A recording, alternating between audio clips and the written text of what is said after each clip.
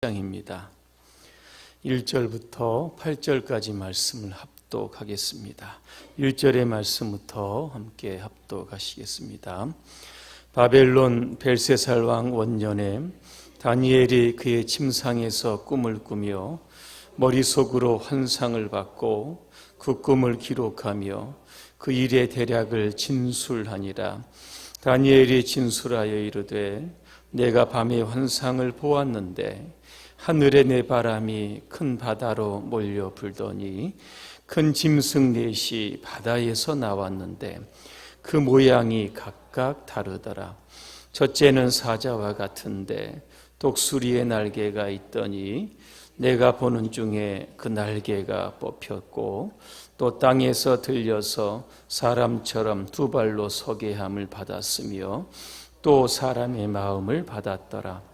또 보니 다른 짐승 곧 둘째는 곰과 같은데 그것이 몸 한쪽을 들었고 그 입의 이사이에는 새 갈대가 물렸는데 그것에게 말하는 자들이 있어 이르기를 일어나서 많은 고기를 먹으라 하였더라. 그 후에 내가 또 본즉 다른 짐승 곧 표범과 같은 것이 있는데 그 등에는 새 날개 넷이 있고 그 짐승에게 또 머리 넷이 있으며 권세를 받았더라. 내가 밤 환상 가운데에 그 다음에 본 넷째 짐승은 무섭고 놀라우며 또 매우 강하며 또 쇠로 된 큰 이가 있어서 먹고 부서뜨리고 그 나머지를 발로 밟았으며 이 짐승은 전에 모든 짐승과 다르고 또 10뿔이 있더라. 내가 그 뿔을 유심히 보는 중에 다른 작은 뿔이 그 사이에서 나더니 첫 번째 뿔 중에 셋이 그 앞에서 뿌리까지 뽑혔으며 이 작은 뿔에는 사람의 눈 같은 눈들이 있고 또 입이 있어 큰 말을 하였더라. 아멘. 내 짐승의 환상이라고 하는 주제로 말씀을 드리겠습니다. 주제가 굉장히 어렵겠죠? 난해할 것 같습니다. 걱정하실 거 하나도 없습니다. 제가 아주 간략하고 쉽고 아주 일목요연하게 정리해 드리겠습니다. 오늘 말씀의 시작을 보니까 바벨론 벨사살 왕 원년에 시작이 되었다. BC 553년입니다. 이때 다니엘이 환상을 봅니다. 그 환상이 무엇일까? 오늘 본문의 2절과 3절에 나오고 있습니다. 하늘에 네 바람이 큰 바다로 불었는데 그 바다에서 넷 짐승이 나오게 되었다 그랬습니다. 이 큰 짐승 넷은 무엇을 의미할까? 사자와 곰과 표범과 10뿔이 있는 짐승입니다. 이 짐승은 무엇을 상징을 할까? 16절에 보니까 앞으로 세상에 나타날 4명의 왕들을 상징하고 있습니다. 자, 그러면 이 각각의 짐승은 어떤 왕국을 상징하는지 좀 말씀드리려고 합니다. 첫째 짐승은 사자와 같다고 했습니다. 다니엘서 2장에 보면 이 사자는 순금 머리를 가지고 있는 바벨론 제국을 의미하고 있습니다. 바벨론 제국의 상징은 날개 달린 사자였습니다. 자, 두 번째 짐승은 곰과 같다 그랬습니다. 다니엘서 2장에 보니까 가슴과 두 팔이 은으로 되었다 이렇게 표현되는데 이게 바로 메대와 바사 제국을 뜻합니다. 자, 성경에 보니까 몸이 한쪽을 들었다. 바사가 메대보다 더 강하다라고 하는 것을 의미합니다. 또 곰의 이 사이에는 새 갈빗대가 물려 있다 그랬습니다. 나중에 이 바사 제국이 바벨론과 루디아와 애굽을 정복하게 될 것이라고 하는 뜻입니다. 네 번째 짐승이 나옵니다. 표범과 같습니다. 다니엘서 2장에 보니까 배와 널쩍다리가 노수로 되어 있다 이야기하는데 이게 바로 헬라 제국을 뜻합니다. 표범의 특징은 발이 빠르다는 겁니다. 그런데 이 빠른 표범에 새의 날개 4가지 달고 있다라고 하는 것, 이게 얼마나 빠르겠습니까? 헬라 제국의 알렉산더 대왕이 신속하게 세계를 정복하게 된다라는 것을 상징하고 있습니다. 근데 이 표범이 4머리를 가지고 있다 그랬습니다. 이것은 알렉산더 사후에 그의 밑에 있던 장수들이 4나라를 통치하게 된다라고 하는 뜻이 담겨져 있습니다. 자, 넷째 짐승은 10뿔이 있는 짐승입니다. 다니엘서 2장에 보니까 종아리는 쇠요, 그 발의 얼마는 쇠고 얼마는 지륵으로 그렇게 표현됩니다. 이 나라는 바로 로마 제국을 뜻하고 있는 겁니다. 그런데 이 10뿔 외에 또 다른 작은 뿔이 나왔다 그랬습니다. 그런데 이 작은 뿔이 10개의 뿔 중에 3개를 뿌리채 뽑았다 그랬습니다. 그리고 입으로 큰 말을 했다 그랬습니다. 여기에서 말하는 작은 뿔은 무엇일까? 적그리스도를 상징하고 있습니다. 적그리스도 누구일까? 데살로니가후서 2장 3절에 보니까 저 불법의 사람, 멸망의 아들로 표현하고 있는 겁니다. 자, 그러면 이 적그리스도는 누구이며 그 특징은 무엇인지를 좀 말씀드리려고 합니다. 첫째로 어떤 학자들은 이 적그리스도를 로마의 교황이라고 그렇게 추정하고 있습니다. 24절에 보니까 10개의 뿔은 로마 제국에서 일어나는 10명의 왕을 상징하는데 그 후에 또 하나의 왕이 나타날 거다, 그렇게 표현합니다. 그러니까 적그리스도는 로마와 연결되어 있고 왕이라고 하는 타이틀을 가지고 있다라고 하면 결국 로마의 교황이 아닌가, 그렇게 추정하고 있는 겁니다. 또한 이 적그리스도는 뛰어난 정보력을 가지고 있습니다. 8절에 보니까 이 작은 뿔에 눈이 달렸다 그랬습니다. 20절에 그 뿔에는 눈도 있고 그랬습니다. 눈이 있다라고 하는 것은 뛰어난 정보력을 가지고 적그리스도가 등장한다는 겁니다. 요즘 정보화 시대이고 인터넷 시대입니다. 적그리스도는 인터넷을 통하여 자신의 지배력을 강화시킬 것이라고 하는 의미가 담겨져 있습니다. 세 번째로 이 적그리스도는 언변이 뛰어납니다. 8절에 보니까 입이 있다 그랬는데 큰 말을 했다 그랬습니다. 25절에 보니까 그가 장차 지극히 높으신 이를 말로 대적할 것이다, 그렇게 되어 있습니다.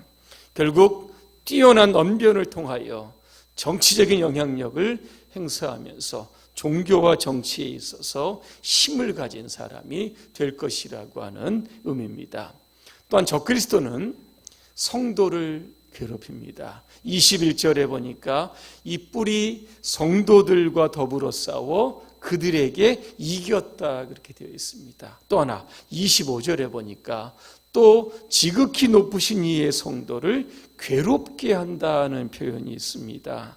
성도는 적그리스도의 치하에서 3년 반 동안 괴로움을 당하게 될 겁니다. 그러면 이 적그리스도의 이 결말은 어떻게 될까?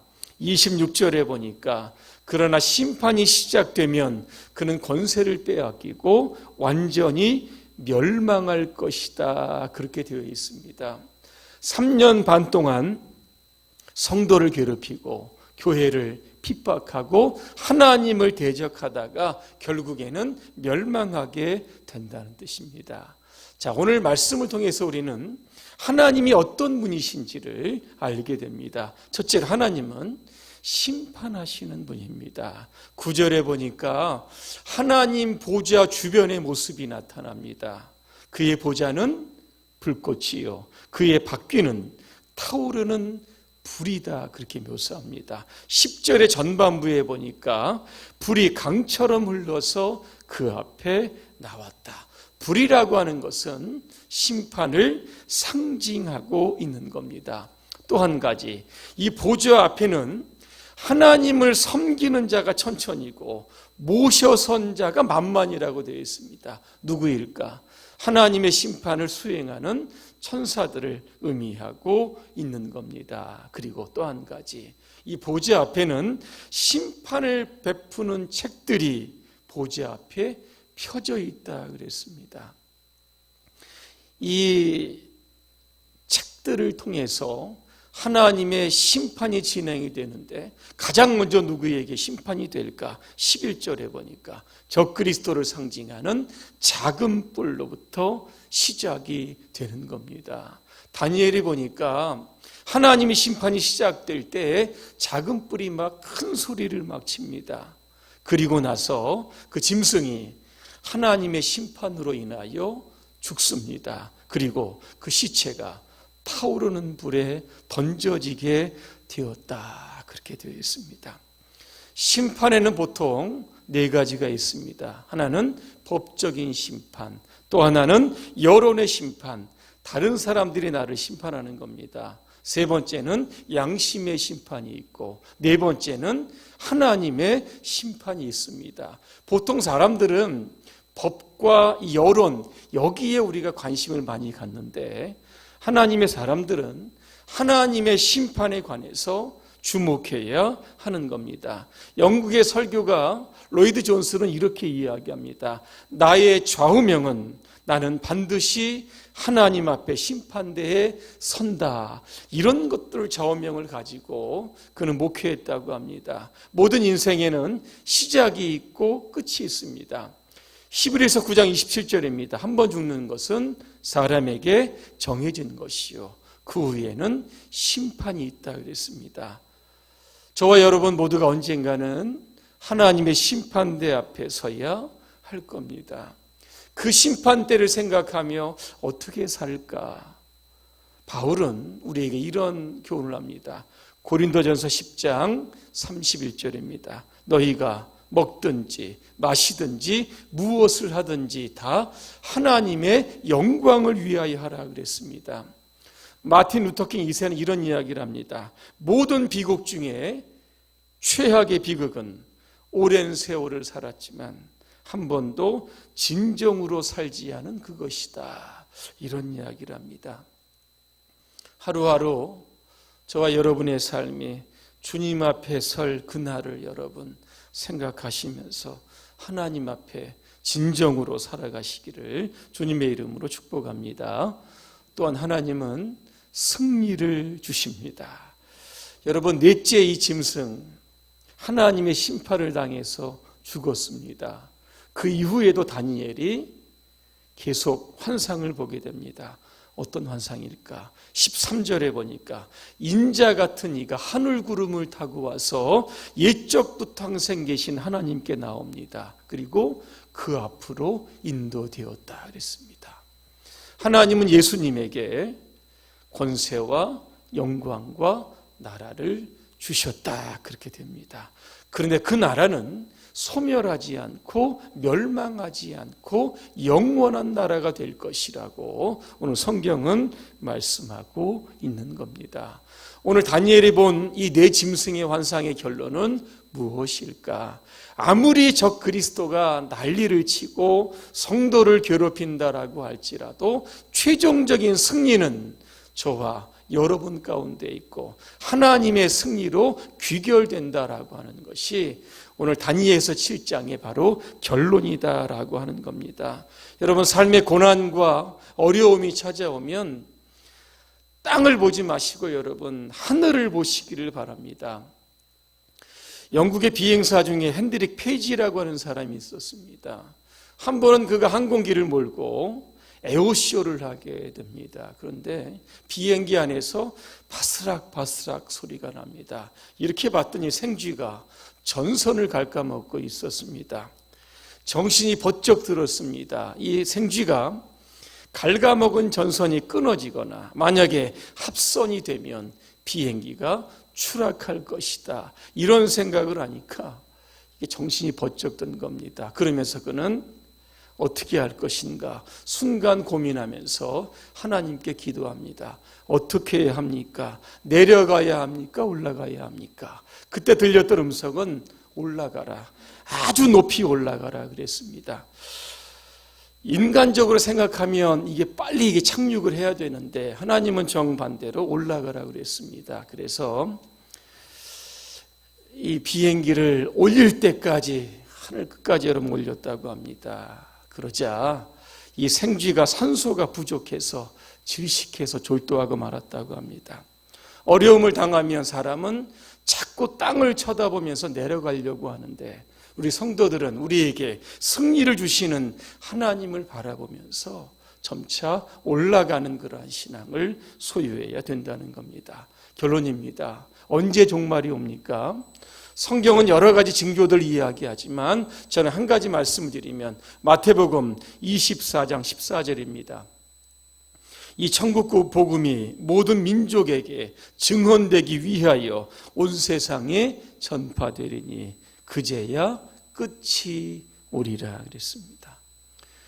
우리가 마지막 때를 어떻게 살아야 하는지 우리에게 교훈을 주시는 말씀입니다.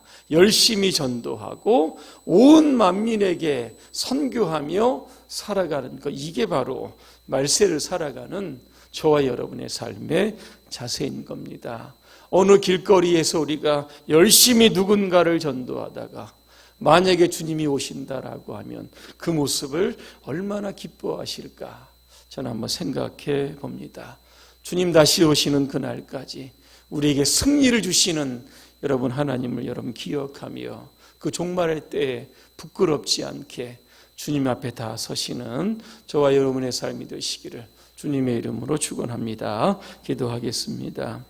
역사를 주관하시는 하나님, 말세에 저 그리스도가 나타나서 성도를 괴롭게 하지만 결국에는 성도가 승리할 줄로 믿습니다. 이 믿음으로 현재 우리가 당한 어려움과 고난이 있다라면 넉넉히 이겨낼 수 있도록 믿음을 더하여 주시고 주님이 언제 오시든지 간에 그날을 생각하며 열심히 천국 복음을 전하며 살 수 있도록 도와주시옵소서. 예수님의 이름으로 기도합니다. 아멘.